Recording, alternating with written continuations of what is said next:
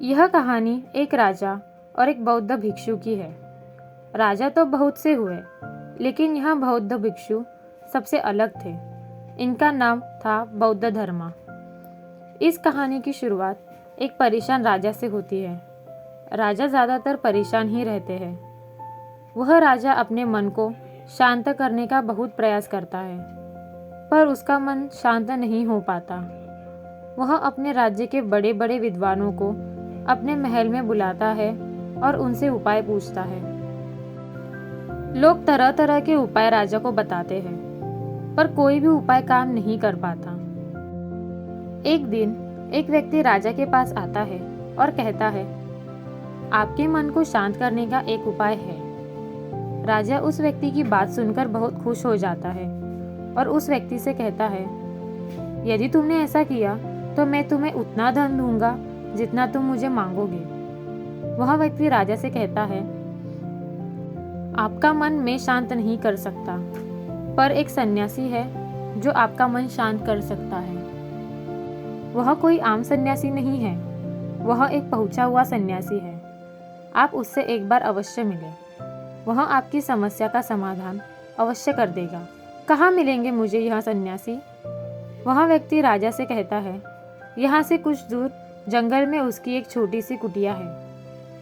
राजा अपने कुछ सैनिकों के साथ उस सन्यासी के पास पहुँचते हैं और उस सन्यासी, जिसका नाम बौद्ध धर्म है, उनसे कहते हैं, मैंने सुना है आप बहुत पहुँचे हुए सन्यासी हैं। बौद्ध धर्म राजा को अनदेखा कर देता है।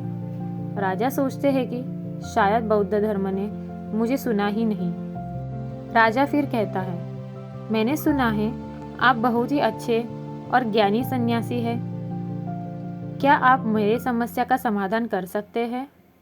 बौद्ध धर्म राजा के कोई भी प्रश्न का उत्तर नहीं देते। राजा मन ही मन सोचता है कि बौद्ध धर्म उसे कोई उत्तर क्यों नहीं दे रहे हैं। राजा मुद्दे की बात पर आता है।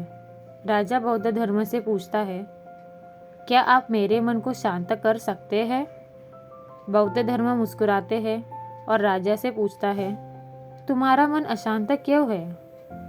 राजा कहता है, वैसे तो मेरे पास कोई भी चीज़ की कमी नहीं है। धन मेरे पास इतना है जिसका मुझे खुद अंदाज़ा नहीं। सभी सुख सुविधाएं हैं। लोगों के मन में मेरे लिए आदर सम्मान है।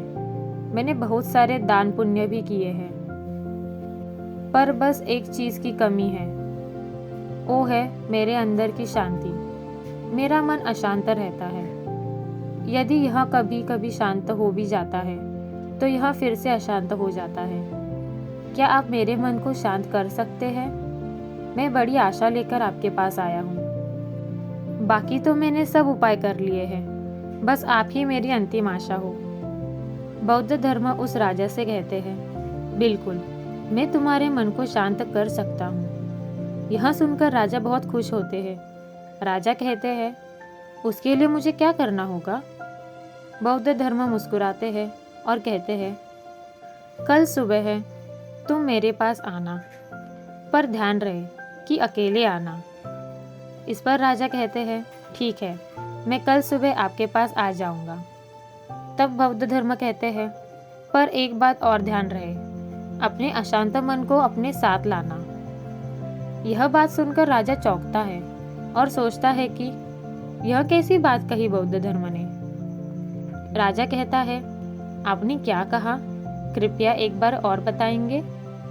बौद्ध धर्म राजा से कहते हैं, तुम कल सुबह जल्दी आना और अपने अशांत मन को साथ लेकर आना।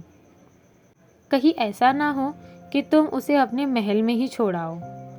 राजा सोचते हैं कि यह व्यक्ति कोई पागल तो नहीं, पर क्योंकि अब राजा के पास कोई और विकल्प भी नहीं है, इसीलिए वह सोचता है कि एक बार प्रयास कर ही लेना चाहिए।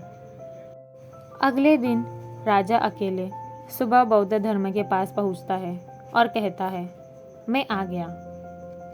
बौद्ध धर्म उस राजा से कहते हैं, तुम तो आ गए, ठीक है, लेकिन तुम्हारा अशांत मन कहाँ है?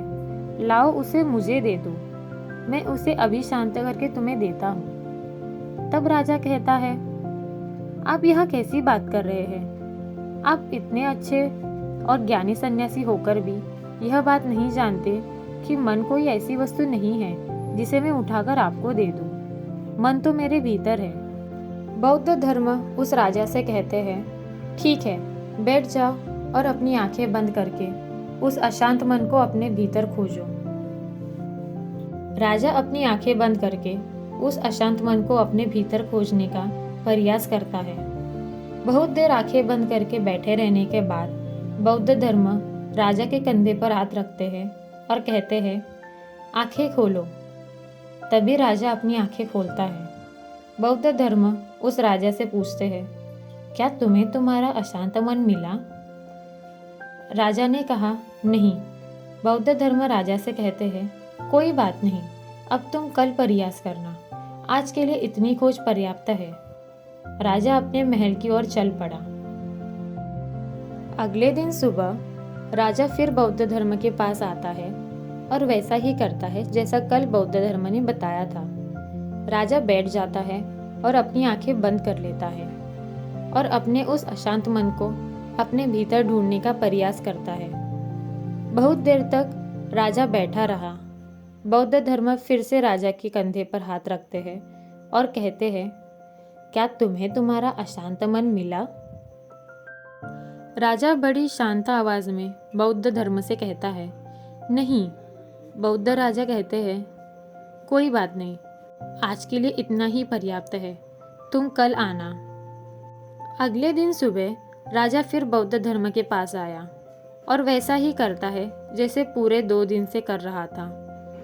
राजा बैठता है और अपनी आंखें बंद करता है और अपने उस अशांत मन को ढूंढने का प्रयास करता है। इस बार बौद्ध धर्म राजा के कंधे पर हाथ रखकर उसकी आंखें नहीं खुलवाते।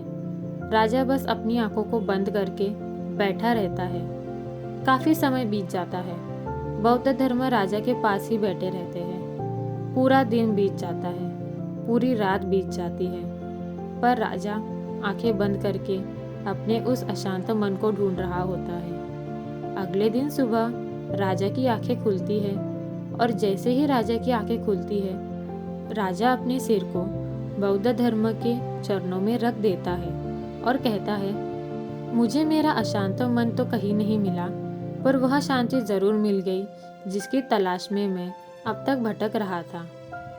उस राजा की तरह आप भी अपनी मन की शांति को कहीं बाहर खोज रहे हैं। वह शांति कहीं बाहर नहीं, वह शांति आपके भीतर ही है। बस आपको ज़रूरत है उसे भीतर खोजने की। नमो बुद्धाय।